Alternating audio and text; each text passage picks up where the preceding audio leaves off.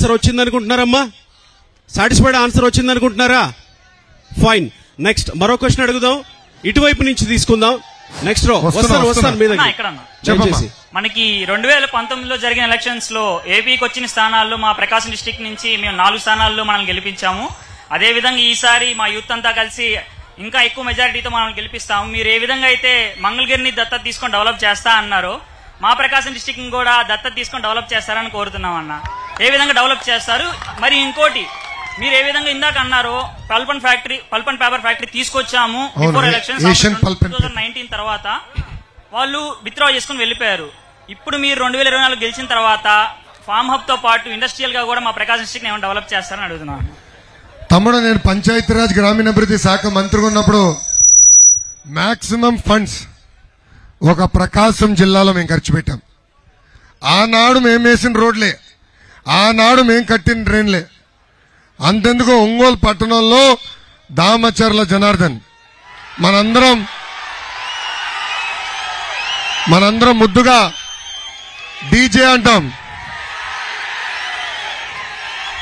DJ గారి నాయకత్వంలో 2500 కోట్ల రూపాయలు ఒక్క ఒంగోలు నియోజకవర్గ అభివృద్ధి కోసం మేము ఖర్చు పెట్టాం.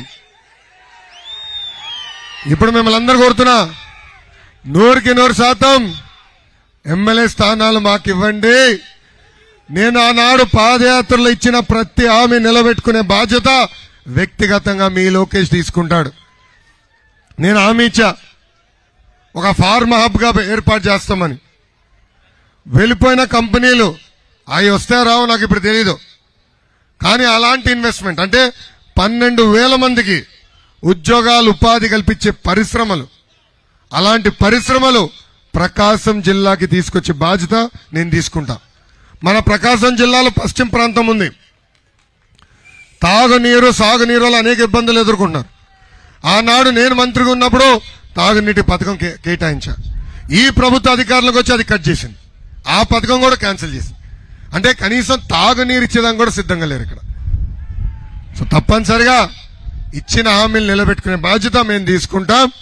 మాకు 100% సీట్లు గెలిపించే బాధ్యత యువకులుగా మీరు తీసుకోవాలని ఈ సభాముఖంగా కోరుతున్నాను. థ్యాంక్ యూ తమ్ముడు. దాదాపు ఒంగోలుని లోకేష్ గారు దత్తత తీసుకునే వరకు దాదాపుగా ఆయన్ని కన్విన్స్ చేసే ప్రయత్నం చేసిన బ్రదర్ కి ఒకసారి గట్టిగా క్లాప్స్ కొడదామా? రైట్, మరొక ప్రశ్న తీసుకుందాం. ఇందాక నుంచి ఉత్సాహంగా ఉన్నారు యువకులు, ఇక్కడి నుంచి తీసుకుందాం. హలో.